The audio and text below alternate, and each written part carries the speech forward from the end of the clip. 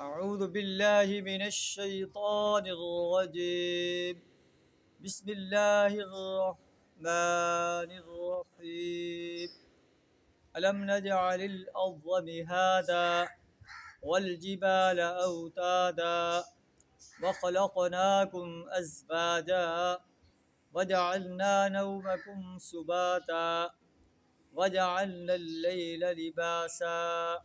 صدق اللہ العظیم۔ قیامت کے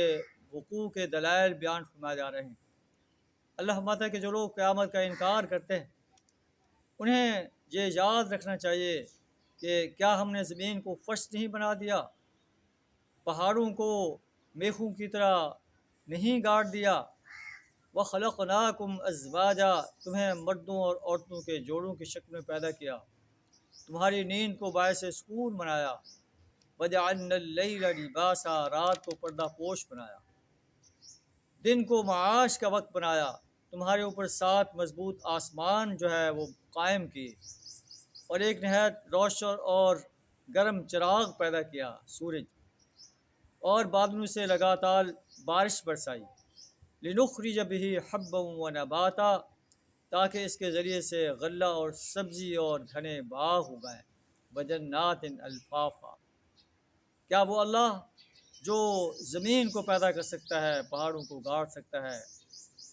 اور آسمان سے بارشیں برسا کر زمین کو سرسبز و شاداب بنا سکتا ہے،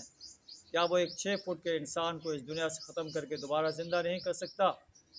اور اس کی زندگی کا حساب نہیں لے سکتا کہ اس نے اپنی جوانی کہاں گزاری، فرصت کے لمحات کہاں گزارے، صحت کے لمحات کہاں گزارے، مال کہاں سے کمایا، کہاں خرچ کیا۔ بحیثیت امت مسلمہ کا ایک فرد کی حیثیت سے اس کی جو ذمہ داری تھی امر بالمعروف اور نہی عن المنکر، اس نے اس ذمہ داری کو کہاں تک ادا کیا۔ اللہ سبحانہ وتعالی ہمیں یوم حساب پر پختہ یقین رکھنے اور اس کے لیے تیاری کرنے کی توفیق عطا فرمائے۔ وآخر دعوانا الحمد للہ رب العالمین۔